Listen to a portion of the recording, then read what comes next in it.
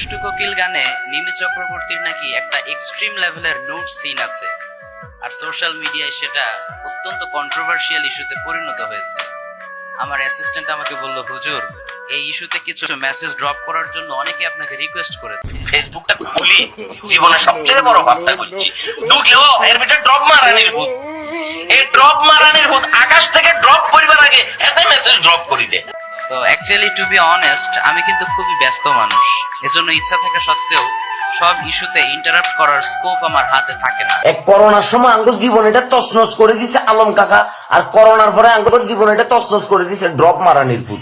এই ড্রপ হুজুরের ড্রপের ঠেলায় সোশ্যাল মিডিয়ার ভিতরে কোনোভাবে থাকা যেতেছে না। আইছে রে, তুই যে বললি, তুই যে এমনি করে মাইক এটা লই সামনে এমনি করে তাকাই তাকাই কথা কর, তোর সামনে এখন কন আছে তোর সামনে ভাইয়া? আবার তুই দেখলাম যে আরেকটা ভিডিওর ভিতরে বলতেছ যে গিয়ে যে আমার অ্যাসিস্ট্যান্ট আমাকে এসে জানাইছে তুফান মুভিতে এই হয়েছে, কেজিএফ মুভিতে এই হয়েছে। এরে মন্দির ভূত। বাট বাংলা সিনেমার স্ট্যান্ডার্ড নামতে নামতে এখন এমন পর্যায়ে এসেছে যে পাশে গার্লফ্রেন্ডকে রেখে এ ধরনের সিনেমা দেখতেও লজ্জা লাগবে। ঠিক কিনা বলো যুবক ভাইয়েরা?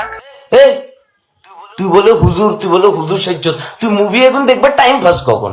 আর তোর কোনায় অ্যাসিস্ট্যান্ট স্যাপ চলে না দুধ রসুন মারো কেন?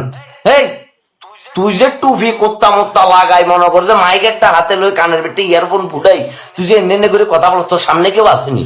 তোর সামনে তো তোর ক্যামেরাম্যান ছাড়া কেউ থাকবার কথা না। তুই এত ভন্ডামি কেন করে রে ভাইয়া? আমরা কোন ভাবটা করছি?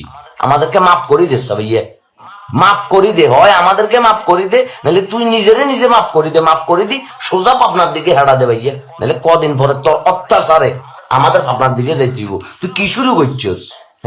তোর লজ্জা করে না? মাথার ভিতরে টুপি লাগাই, দাড়ি রাখি, সুন্নতি বেশ ধরি, তুই একটা ভন্ডামি যে বাজারের ভিতরে সারা শুরু করছিস, তোর কি ন্যূনতম লজ্জা নাই?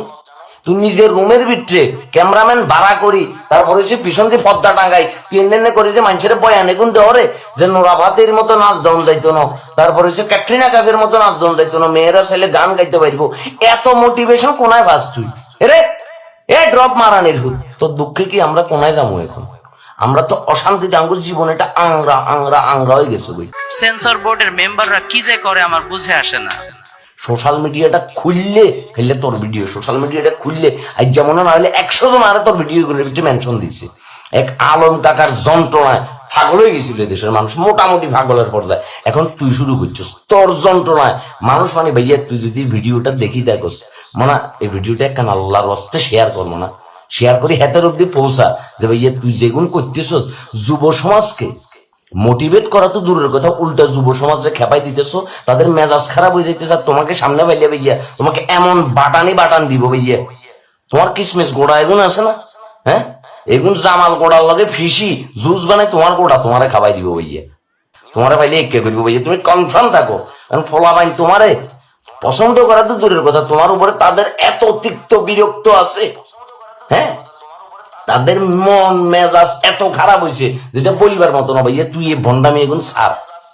তোর যদি ইসলামিক বক্তব্য দিতে মন চায়, কিংবা তোর যদি যুব সমাজের উদ্দেশ্যে মোটিভেশন দিতে মন চায়, তুই সুন্দর করে আমার মতো ক্যামেরাটা এমনি করে দৌড়ি, তুই আস্তে করে মেসেজ ড্রপ করে দি। কিন্তু ভাইয়া তুই রুমের ভিতরে বই এই যে হাজার একটা ফেক ব্যাপার সাজাই যে কি বলেন ঠিক কিনা সুবহানাল্লাহ, তুই যে এই যে নাটক শুরু করছিস সন্দির ভূত, তোর নাটক এখন বন্ধ কর। নাটক এখন বন্ধ কর, নাহলে এই নাটক করতে করতে একদিন তোরে আটক দিব কই দিয়ে। এদিন কিন্তু কাকা বাসন নাই, ডুমুর হাতা দি ফর্সার দেশের ভিতরে ডাইরেক্ট ডলি মনে করে তো ঘষি এখন সমান করিয়ে গেলে কই দিয়ে। শতানের বাচ্চা অজাত কুজাত কোনানের ইসলামীটারে মস্কারি বানিয়ে লিছে হালাল খালা। শেয়ার মারি এই হন্দির ভূতের কাছে ভিডিওটা ফাটাই দেবো না, ডাইরেক্ট বান্দির এক লাইন লেখো ড্রপ মারানির ভূতকে নিয়ে।